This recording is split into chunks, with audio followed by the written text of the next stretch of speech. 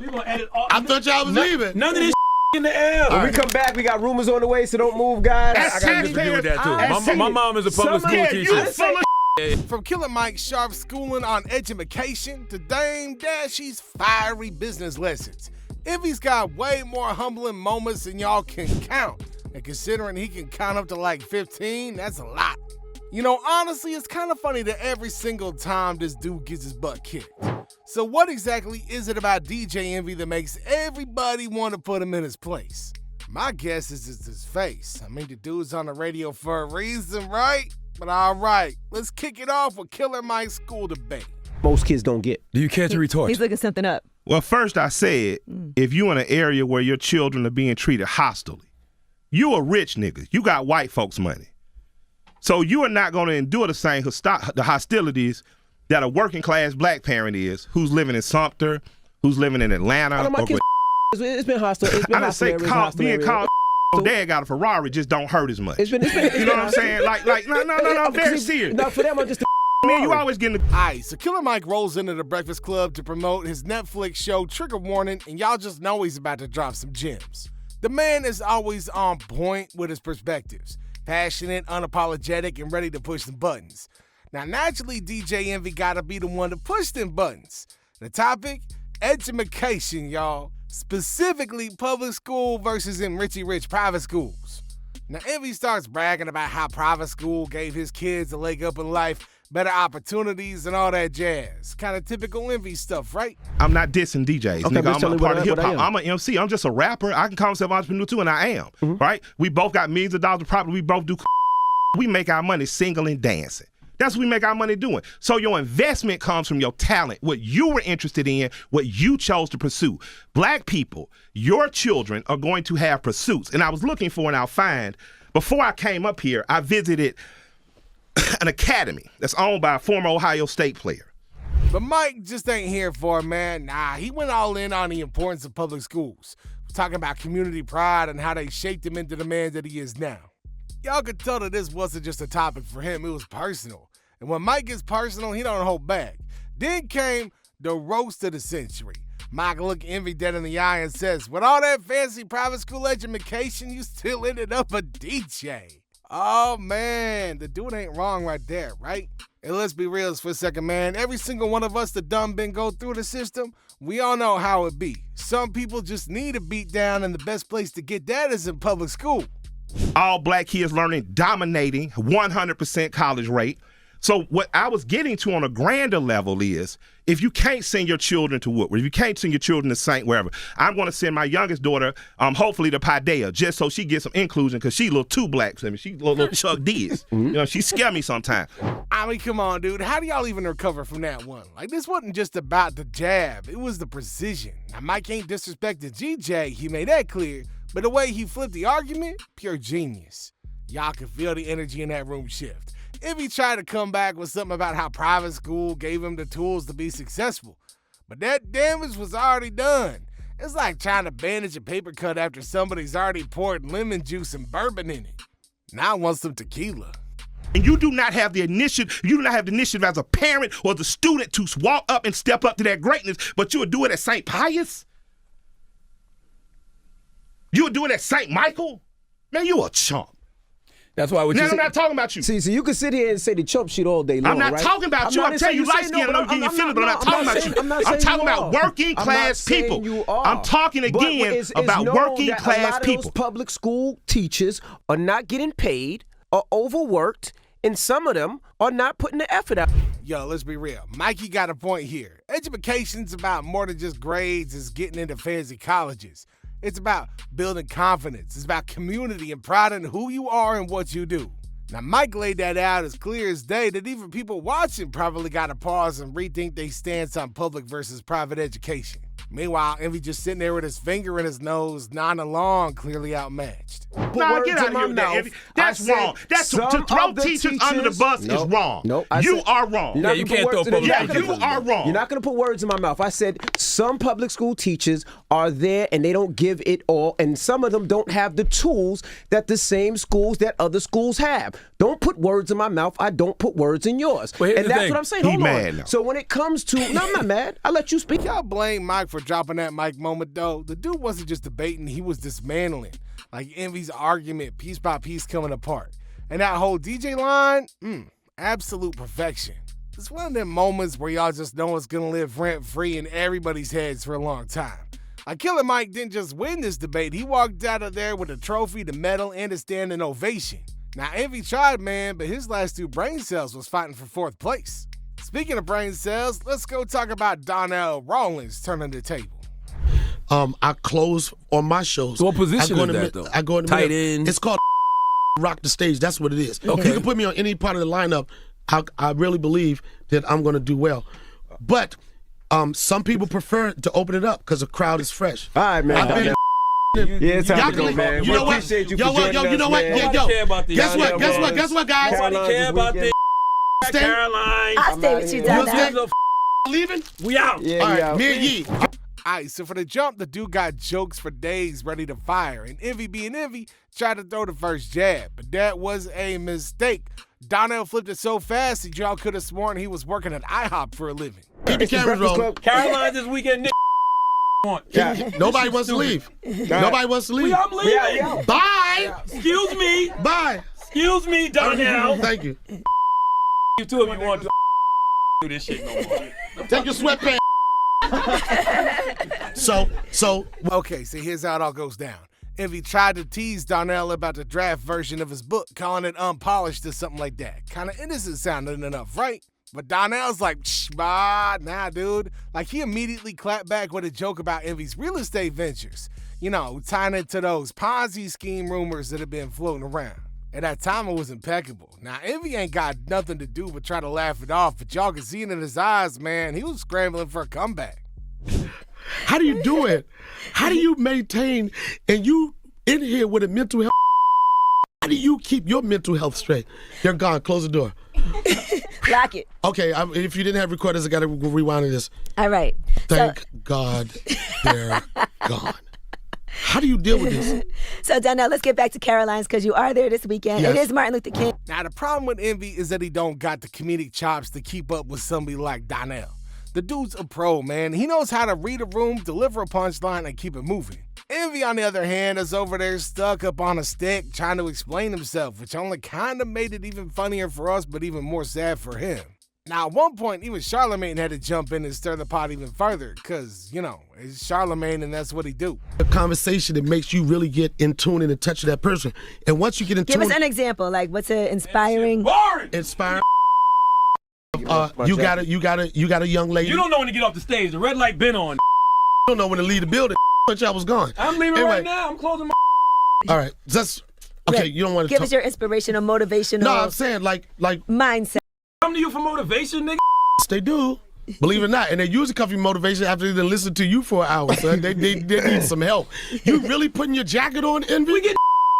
Okay, the best part here, Donnell wasn't even being mean. Like, this is all good-natured roasting, but it hit hard because it was just close enough to the truth. Y'all know those moments when somebody says something so funny and sharp that you don't even care if it stings a little bit? Yeah, that was this entire exchange. Like, Envy's awkward laughter said it all. He knew that he'd been outmatched and outclassed. You came in here Yo, y'all smoking, left. Yo, laughing and shit. Now you in here talking about all you know types of what? shit. You know what y'all just did? Y'all, Nah, man. All that. yo, y'all the people that quit a job and then realize it ain't that good on the outside. You be like, yeah, you know, Nigga, he was having a leaving. bad day. Leave and left. Make like a tree and leave. You like Kanye last 2 albums, son. We ain't What? need neither one of them. and you like, Excuse me. and you like Kanye fall off that. You, Yo, can we talk about the energy that Donnell brought to that room? It's like the man was waiting for somebody to challenge him just so he could flex. Now, Envy didn't stand no chance. The whole thing was over in minutes, but a secondhand embarrassment for Envy, that lasted a lot longer. Saturday, la da da da da da da. 2 shows Friday. Are you gonna be funny? Because if you funny, I'll come. If you're not gonna be Jody- funny, Donnell this is is- always funny. This is when it get. This is when the Donnell lies is come out. always funny. This is when the Give lies it up come for out. Donnell. God bless. Good night. night. That's the Breakfast Club. Good night, nigga. And Night, night, night, night. not only is Donnell funny, he's very honest. We appreciate you for talking about your trash. Donnell walked out of that interview victorious, leaving Envy to pick up the pieces of his pride. Y'all could tell that Envy was trying to play it cool. Let's be real, man. It was a roast he was not prepared for. And honestly, that's what made it funny. Watching Envy try to hold his ground against a comedian who steamrolled him, now that's some comedy gold. It's moments like these that remind us why the Breakfast Club is the gift that just keeps on giving. But like not in an STD kind of way, unless, it's just Charlemagne running his mouth. And talking about running mouths, y'all remember Dr. Umar Johnson's police debate? Who I'm related to. It's no contradiction because you don't choose how you come into this world, but you still have the DNA of Africa within you, but you got to identify full time. That's where it becomes an issue with our Dominican Republic brothers and sisters, Puerto Rican Africans, Cuban Africans, because sometimes they will either completely reject the African ancestry, right? Or they may say, I do have African ancestry, but I don't identify as Latino African. I'm Spanish. You see what I'm saying? Or you look at what goes on between the Dominican Republic. All right, so Johnson don't do subtle, man. He came into the Breakfast Club ready to tackle some heavy topics, and man, did he deliver. So the Bryant shooting was front and center, and y'all could really feel the tension brewing. Like, this dude was fired up, passionately laying out his case about systemic racism and how black people is treated so differently by law enforcement. Now then there was Envy playing devil's advocate like it was his full-time job, defending the officer's actions by pointing to police protocol. White folks. Absolutely not, because if that were true, why do I get so many requests for help from white parents? That's right. Why do I get so many requests for help from Asian parents, Arab parents? They don't have a problem texting my phone saying, hey, can I pay this consultation? I need you to look at my child's psychological evaluation. I never get apprehension from white parents when they need my help on special education or mental health cases. You see what I'm saying? Right. So if it were that bad, I would assume they would not be reaching out to me. They have no issue reaching out to me. And they don't go through a filter. They come direct, even the snow bunnies. Listen, I know how you feel about that. I need help with my son. He's a white boy, blonde hair, blue eyes. Will you help us? Pay the fee I got. I mean, look, man, Envy tried, he did. He talked about how the officer saw Bryant with a knife and reacted to protect another person. That sounds logical on paper, but Doc wasn't here for that, man. He broke it all down, how police are trained to de-escalate situations, and how these same officers managed to arrest fully armed white men after mass shootings without a scratch on them. Now, y'all gotta admit, you can't avoid the comparisons there and coming to a double standard conclusion. The information in there, we can use it too. Do white parents ever call you and say, hey, my white son or my white daughter is into this black boy or black girl, and we want to erase them from there? Do they ever call you for that? No, I get the opposite. I'll get the black mother who would say, Dr. Umar, my son is bunny hopping, and it looks like he has a point of no return. Can you help me out? That's what I get. Do you have a camp? Because that'd be cool. Like, you put them I need a camp. I need a camp. That's a good idea. So, I then came the moment everybody was waiting for. Doc looked straight at Envy and hit him with the question of the century. If she was a white girl in a white neighborhood, would she have been shot? Bam! Silence. Envy stumbled, mumbled like a drill rapper, and eventually tried to sidestep the question like a politician, but it was way too late. Yeah, the room already knew that answer, and so did Envy. Streamers, they will slander my project to get an extra 100 views. Yeah. Literally, you go to their page. You did all that for 100 views, you thirsty struggle streamer. Yeah. You see what I'm saying? So my thing is, don't even feed them. Doc wasn't just dropping facts, man. He was delivering them with a kind of intensity that makes you sit up and pay attention. Every point was sharper than the last, and y'all could see Envy struggling to keep up. Man, this wasn't no debate. It was a masterclass in how to obliterate an argument. Like, Doc's passion was unmatched, and it was clear he wasn't going to let this topic slide without driving his point home. And one of us, he got to clarify that for me, right? I'm working from the assumption that he's made it clear that I'm black and I know that's who I am. And if he ain't made that clear, then I need some answers from Drake, which means Kendrick is justified in his criticism, not like us. He told Kendrick. Now, the thing is, it wasn't just about Bryant or that specific shooting. Like, Doc used the moment to highlight a much bigger issue, the way black lives is undervalued and the excuses people make to justify it. Envy tried to hold his ground, but it felt like watching somebody try to stop a tidal wave with a bucket and a toothbrush. Now, if y'all thought that was wild, wait till y'all see Dame Dash's business masterclass. Well, let's talk about you. Do you feel like you get your props as a mogul, man? I don't care. I take my props. Word. Props? I can't. I do get my props. I'm not a mogul. I'm a tycoon. I sell oil. Don't disrespect me and say I do everything everybody else does. And I put up my own money. All these so-called moguls y'all talking about, you name one of them that put their own dough up. All right, so Dame Dash don't sugarcoat nothing. When he showed up at the Breakfast Club, it felt less like an interview or more like a TED Talk on how to live your life. He started off strong, diving into his favorite topic, entrepreneurship. And y'all just knew somebody was about to catch a stray. Spoiler alert, it was Envy. Only the boss if you put up your own money. If you don't put up your own money, I don't care how much somebody gives you, you're nothing but a supervisor. It's not yours. So how much money can you get paid to not? There's no money in this world for someone to pay me so they could call me, so I could call them a boss. That's like calling somebody daddy. How can a man call another man, yo, that's my boss? We don't do that. I mean, everybody at some point has to have a boss, right? No, not in Harlem. Oh, okay. Put it like this. Because you're somebody's boss. The conversation turned to legacy, ownership, and what it means to be truly independent. Dame, in classic Dame fashion, wasn't shy about his stance. Don't call another man your boss, he said, staring straight at Envy. You can almost hear the record scratch in the background. Now, Envy trying to defend himself, talking about how his 9-to-5 provides stability for his family, but Dame wasn't having it.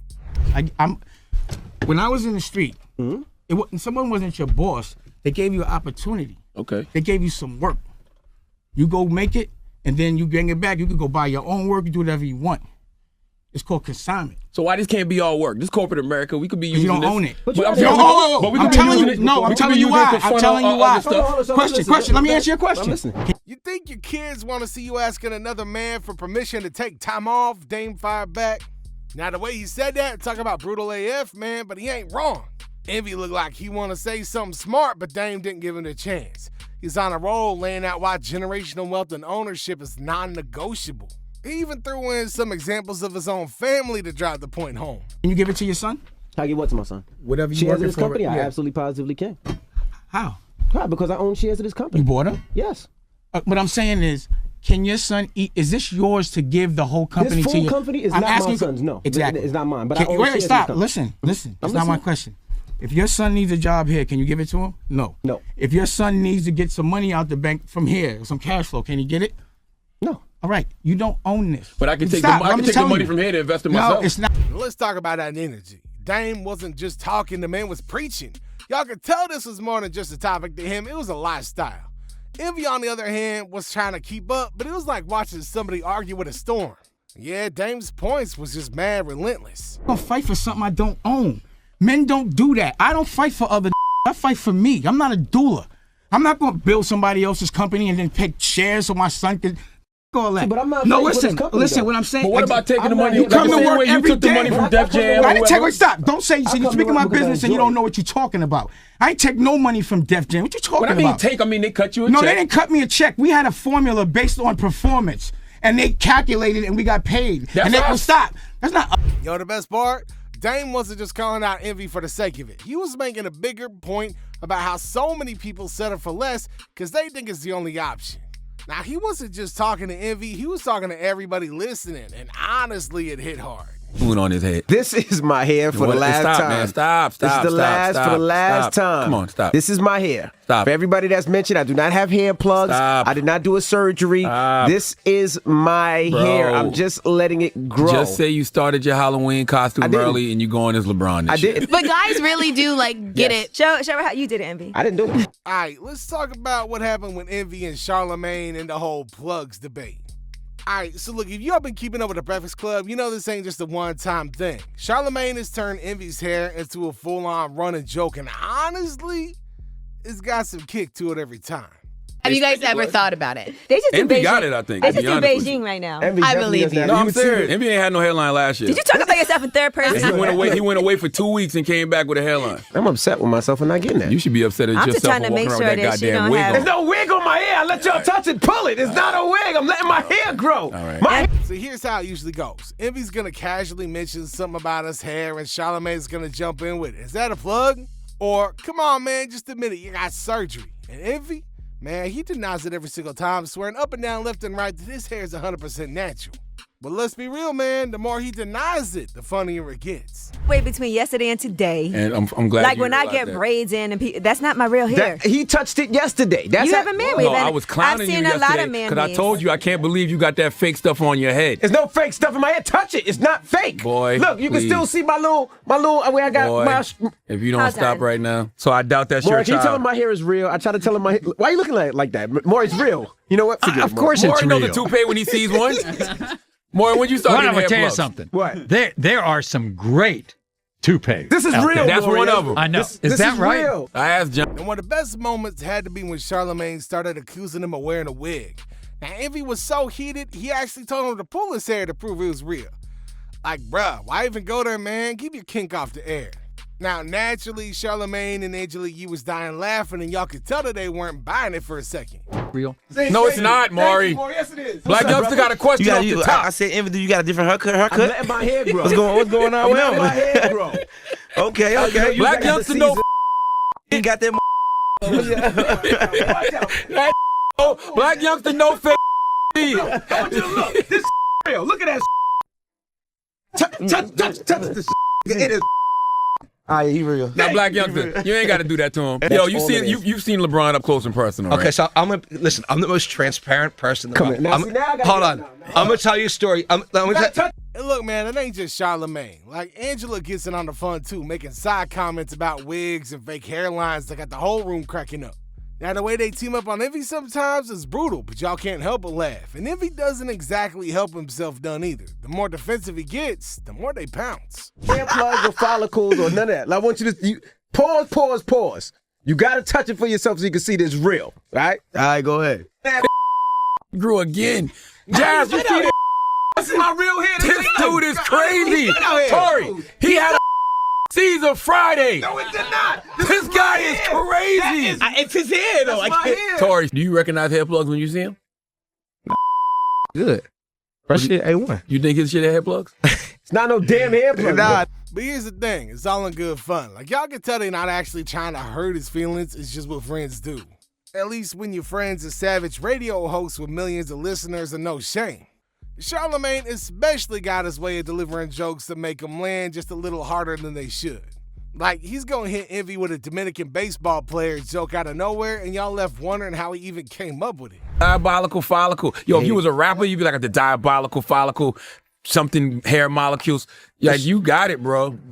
You look mad Dominican. I'm not even gonna lie, yo. I'm stuck on you Envy Yankee for real. You know what though? With the plugs, you should put it kind of on the side right here. It's not a plug. You should put some there. If that starts growing back, I know what's up. What do you like? Plugs, hair plugs, or the plug for the one? You like? Huh? Neither. D, neither. D. Okay, drop one of Clues bombs, but Envy. That wasn't even an option. Who got time for butt plug? Now, the funniest part to all this, Envy knows that he ain't winning this one. No matter how many times he tries to explain that it's his real hair or that he's just letting it grow out, the jokes just keep on coming. Now, at this point, it's less about the hair and more about how easy it is to rile him up. And honestly, that's kind of what makes it funny. Ain't nobody gonna clown you like your friends can, and Charlamagne, the man's a master at it. Envy's frustration just happens to be a little bit of a cherry on top. Whether it's plugs, wigs, or whatever else they come up with, the whole hairline saga ain't going nowhere soon. And honestly, a lot of people wouldn't have it no other way. So anyway, what are your takes on Envy getting pwned so bad like it's his second job? Let us know in the comment section down below, and we'll catch y'all in the next episode.